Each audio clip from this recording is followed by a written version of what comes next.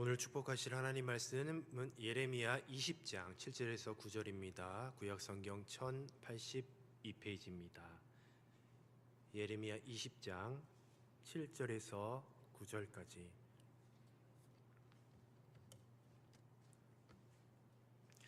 찾으셨으면 다 함께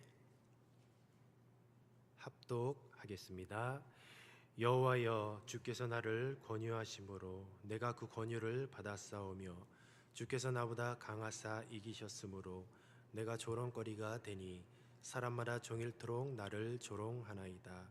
내가 말할 때마다 외치며 파멸과 멸망을 선포하므로 여호와의 말씀으로 말미암아 내가 종일토록 치욕과 모욕거리가 됨이니이다.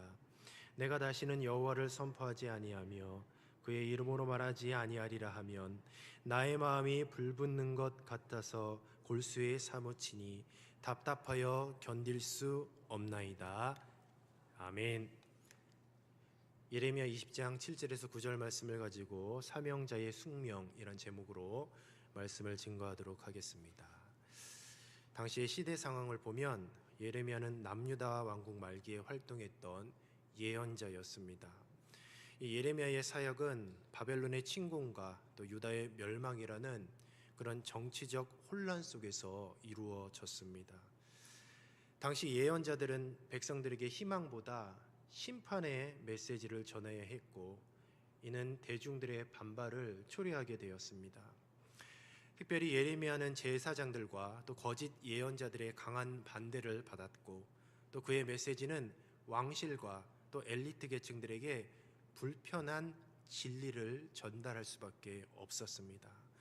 본문은 이러한 상황 속에서 하나님의 말씀을 대언하는 예언자로서 고독과 고통을 잘 묘사하고 있습니다. 7절 말씀에 보면 예레미야는 사람들에게 종일토록 조롱거리가 되었다라고 그렇게 호소하고 있습니다. 바로 그가 전하는 메시지는 바로 사람들이 듣기에는 비현실적으로 또 거북스럽게 들렸기 때문입니다. 그래서 예레미야는 사회적으로 외면받는 그런 고통을 호소하고 있는 것이에요. 예레미야의 메시지는 간단했습니다. 바로 이스라엘의 파멸과 멸망을 선포했습니다. 이스라엘의 미래에 닥칠 재앙과 심판을 예언하였어요. 그래서 예레미야가 지속적으로 전해야 했던 메시지는 바로 심판의 메시지였습니다. 예레미야의 사명이 무엇일까라고 딱 정리한다면 바로 패역한 이스라엘의 파멸과 멸망을 날마다 선포하는 일입니다. 그렇다면 이 예레미야는 사역을 감당하는 것이 좋았을까요? 싫었을까요? 싫었겠죠. 그리고 즐겁지도 않았을 것입니다. 어려웠을 것입니다. 하기 싫었을 것입니다. 오늘 이 본문 말씀을 통하여서 예레미야가 처한 이 상황을 통하여 사명이 무엇인지를 우리가 잘 생각해 보는 시간이 되었으면 좋겠습니다. 사명은 간단하게 맡은 임무라는 뜻을 가지고 있습니다. 신약 성경에 보면 아포스톨로스라고 하는 단어로 사명이라는 말을 대체하고 있습니다. 바로 이 아포스톨로스는 보내심을 받은 자라는 뜻을 가지고 있어요. 그리스도인에게 사명은 단순히 개인의 어떤 목표를 넘어서 하나님의 계획과 목적에 순종하며 또 이 땅에서 이루어야 할 일들을 말씀하고 있습니다. 예수님께서는 예수님의 사명을 이렇게 간단하게 말씀하셨어요. 예수님의 그 십자가의 사명을 섬김과 구원을 위한 부르심이라고 그렇게 말씀하고 있습니다. 바로 이 이야기가 마태복음 10장 45절에 잘 설명이 되어 있는데 우리가 한번 말씀을 같이 한번 읽어보도록 하겠습니다. 시작. 인자가 온 것은 섬김을 받으려 함이 아니라 도리어 섬기려 하고 자기 목숨을 많은 사람의 대속물로 주려 함이니라. 아멘. 바로 이 말씀이 예수님 당신의 사명을 간략하게 요약하여 말씀하신 것입니다. 바울은 자신의 사명을 이방인에게 복음을 전하는 것이라고 분명하고 명료하게 그렇게 선포를 했고 또 그렇게 이해했습니다. 우리가 사명이라는 말을 많이 듣고 또 사명감이라는 말도 많이 듣고 있습니다. 사명은 무엇이고 사명감은 무엇이냐? 우선 사명감은 사명을 수행해야 한다는 강한 책임감과 의식을 뜻하고 있어요.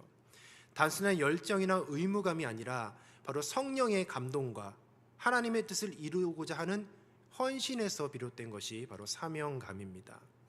사명은 하나님이 주시는 것이고 사명감은 바로 내면으로부터 솟아오르는 것이라고 할 수가 있어요. 사명을 감당하기 위해서는 그래서 사명감이 있어야 하겠습니다.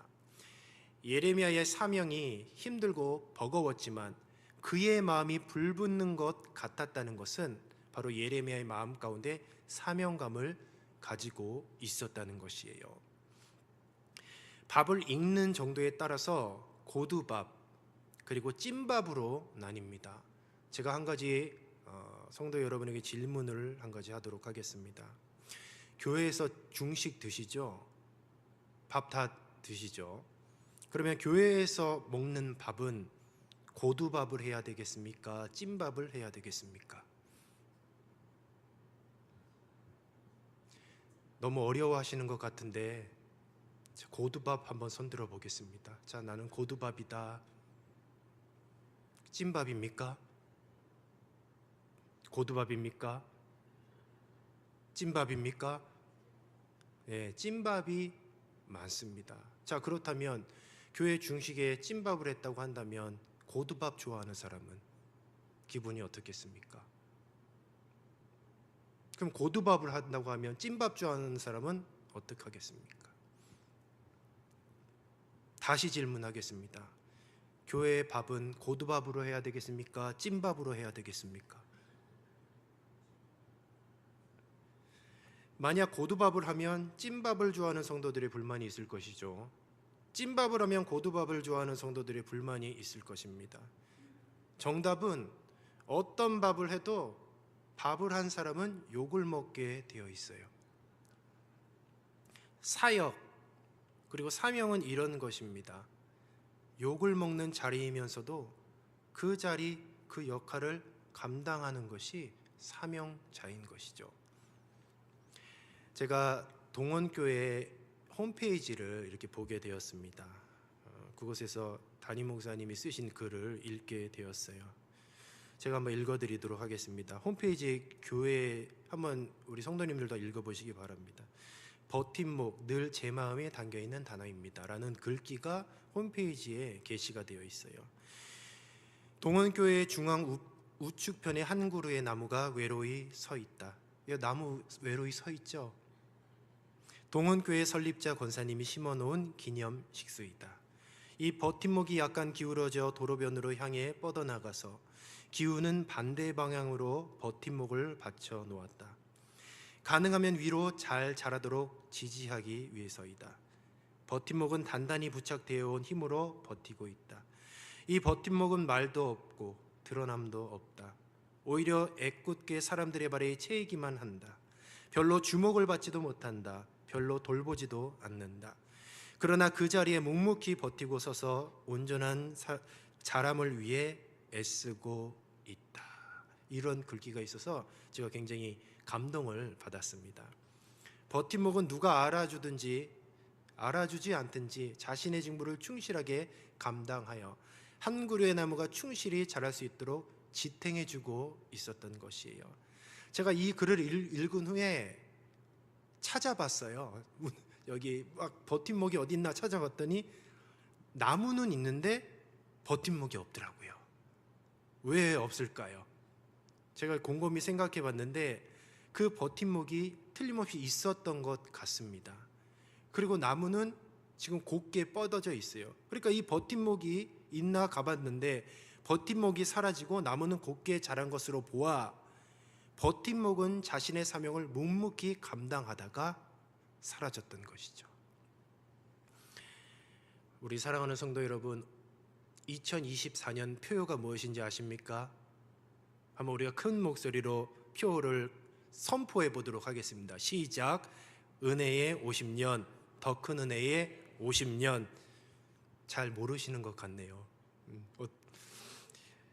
그렇습니다. 우리 동원교회 표현은 50년이잖아요. 50년. 얼마나 뜻깊은 그런 표현입니까? 은혜의 50년, 더 큰 은혜의 50년. 먼저 은혜의 50년은 과거이겠죠. 그동안 주님께서 우리 동원교회를 지켜주시고 보호하여 주셨던 그 은혜의 50년인 줄로 믿습니다. 동원교회가 어떻게 50년이라는 긴 세월을 지탱할 수 있었을까를 생각해 본다면 딱 한 가지예요. 각자의 처소에 이름도 없이 빛도 없이 버팀목이 있었기 때문입니다. 버팀목 성도들이 있었기 때문이에요. 때로는 하나님이 주신 사명이 버겁죠. 도망가고 싶기도 하고 때려치고 싶기도 했겠죠.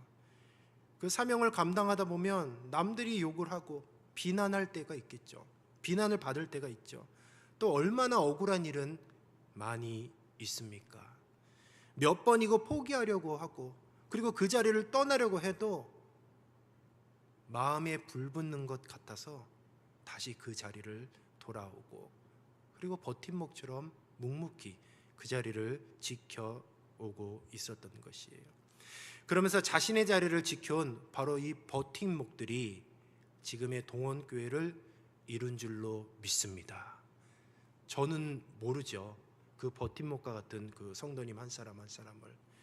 근데 우리 주님께서는 은혜의 50년 동안에 이름도 없이 빛도 없이 도망가고 싶지만 포기하고 싶지만 억울한 일 당했지만 그럼에도 불구하고 끝까지 자신의 사명을 감당하다가 이름도 없이 빛도 없이 사라졌던 수많은 귀한 버팀목과 같은 우리 성도들을 주님께서는 다 기억하시는 줄로 믿습니다. 더 큰 은혜의 50년, 앞으로 미래의 50년을 이야기하겠죠. 앞으로 이 더 큰 은혜의 50년이 어떻게 진행이 될까요? 뭐 특별한 행사를 만들어야 할까요? 아니면 기가 막힌 시스템을 만들면 될까요? 유명한 강사 불러서 이벤트를 이렇게 베풀면 될까요? 그것도 아닙니다. 더 큰 은혜의 50년도 마찬가지예요. 버팀목과 같은 마음에 불붙는 사명자가 동원교회의 더 큰 은혜의 50년을 지탱하게 될 것입니다. 그것이 바로 우리의 자녀들이고 손주들이 이제는 더 큰 은혜의 50년의 주역이 될 줄로 믿습니다. 연말이 되면 각 기관 총회가 시작을 했죠. 이미 끝난 걸로 알고 있습니다. 그런데 보통 이 총회를 하면 폭탄 돌리기라고 얘기를 해요. 폭탄 받아라. 뭐죠? 회장 누가 되느냐. 회장 누가 되느냐겠죠. 내년도 회장 그리고 임원 선출을 할 때가 있어요. 근데 가만히 보면 회장이 되는 성도들 아니면 임원이 되는 우리 성도님들을 보면 연임하시는 분들도 꽤 있습니다. 잘 생각해 보면 할 사람이 없어서 그냥 어쩔 수 없이 한다라고 해요. 그러나 그 내면을 들여다보면 하나님을 사랑하고 교회를 사랑하는 바로 그 마음 때문에 마음에 불붙는 것 같아서 견딜 수가 없어서 그러니까 하지 않을 수가 없어서 묵묵히 감당하는 그런 헌신된 성도라 할 수 있는 것이죠. 거절하는 건 쉽죠. 그리고 각자 자신의 이해가 있는데 하기 싫다고 하고 나오기 싫다고 하고 안 나오면 되는데 어떤 분들은 그 말을 못하는 거예요. 왜냐하면 다른 사람들은 다 거절합니다. 그러니까 뻔히 아는 거죠. 나는 회장하기 싫은데, 나는 부회장하기 싫은데, 나는 총무하기 싫은데. 그러면 회장은 누가 하고 부회장은 누가 하고 그럼 교회의 기관은 어떻게 돌아갑니까? 뻔히 그 사정을 알기 때문에 다른 사람은 거절하지만 차마 거절하지 못하는 거예요. 그러니까 회장도 하고 총무도 하고 때로는 연임도 하는 것이죠. 사명은 하기 싫지만 하지 않을 수가 없는 것이에요. 부인하고 싶지만 도망가고 싶지만 또 외면하고 싶지만 그런데 돌아서 보니까 딱 이유가 있어요. 내 마음에 주님을 사랑하기 때문에 그리고 교회를 사랑하기 때문에 그리고 내가 받은 십자가의 은혜가 너무나 커서 남들은 다 거절해도 남들은 다 외면해도 굳이 그 자리를 지키는 것입니다. 마음에 불 붙는 것 같아서 골수에 사무치니 답답하여 견딜 수가 없어서 그 사명을 묵묵히 감당하는 것이죠. 그리고 그 자리를 걸어가고 있고 무거운 짐을 오늘도 붙잡고 있으며 바로 그러한 버팀목과 같은 성도들이 바로 우리 동원교회의 하루하루의 역사를 써 내려가는 줄로 믿습니다. 제가 이렇게 동원교회에 와서 어떤 교회인가 굉장히 궁금했습니다. 그래서 이제 청년부를 맡게 되었는데 청년부의 신앙의 모습을 보고 굉장히 많은 은혜를 받았어요. 우리 청년들의 신앙의 모습을 보니 더 큰 은혜의 50년은 걱정이 없을 것 같습니다. 얼마나 스스로 잘하고 알아서 잘하더라고요. 알아서 잘하고 너무나 성숙된 모습으로 교회를 사랑하고 맡겨진 사명의 자리를 묵묵히 감당하는 그런 모습을 보게 되었습니다. 그런데 그런 모습이 하루아침에 된 것은 아니라고 봅니다. 바로 버팀목과 같은 바로 요소요소의 귀한 우리 성도님들 한 사람 한 사람이 그렇게 사셨기 때문에 또 그렇게 사명을 감당한 본이 되었기 때문에 바로 우리 사랑하는 자녀들, 우리 사랑하는 손주들이 지금 우리 동원교회 안에서 믿음 안에서 잘 자라고 있는 줄로 믿습니다. 우리 동원교회는 향후에 더 큰 은혜의 50년에 주님의 큰 놀라운 복이 임할 줄로 믿습니다. 말씀을 정리하도록 하겠습니다. 오늘 예레미야 선지자는 고백을 합니다. 내가 말할 때 내가 다시는 여호와를 선포하지 아니하며 그의 이름을 말하지 아니하리라. 근데 가만히 이 말씀을 묵상해 보면 예레미야는 집에서 이 말을 혼자서 선포했을 것 같아요. 되뇌겼을 것 같습니다. 사람 수많은 회중 앞에서 파멸과 심판을 선포하고 또 많은 사람들에게 욕을 먹고 그리고 고통을 당하면 결혼도 안 했으면 집에 이제 홀로 있었을 것 아닙니까? 그러나 터벅터벅 집에 돌아와서 마음속으로 되뇌었을 것이에요. 내가 다시는 내가 여호와의 말씀을 선포하나 봐라. 근데 돌아서니 그 마음에 불 붙는 것 같아서 또 골수에 사무치니 또 욕먹는 자리, 핍박받는 자리, 고통의 자리를 다시 한번 처벅처벅 걸어가며 그 길을 가여 사명을 완수했던 것이죠. 바로 이것이 사명자요, 그리고 사명감을 가지고 있는 성도의 모습일 줄로 믿습니다. 저와 여러분도 이 예레미야와 같이 사명감을 가지고 사명을 감당하시기를 주님의 이름으로 축원합니다. 그렇다면 우리 동원교회가 더욱더 믿음으로 향후 50년이 아니라 주님 오시는 그날까지 든든히 아주 굳건히 서 있을 줄로 믿습니다. 기도하겠습니다. 생명의 주님 참으로 감사합니다. 이 시간 말씀을 통하여서 성도의 삶, 사명자의 삶을 살펴보았습니다. 주님, 우리도 예레미야와 같은 버팀목 성도가 되게 하여 주시옵소서. 이름도 없이 빛도 없이 맡겨주신 사명을 잘 감당하게 하옵소서. 다른 사람들은 떠나가고 다른 사람들은 조롱하고 다른 사람들은 원망하고 불평해도 주님을 사랑하기 때문에, 교회를 사랑하기 때문에 내가 받은 십자가의 은혜가 너무 커서 묵묵히 나에게 맡겨진 사명 잘 지고 갈 수 있는 성숙된 성도가 되게 하옵소서. 바로 그런 성도들을 통하여서 주님의 몸된 교회가 부흥케 하여 주시고 많은 생명을 살리는 귀한 교회가 되게 하여 주시옵소서. 감사하며 예수님의 이름으로 기도드리옵나이다. 아멘. 주기도문으로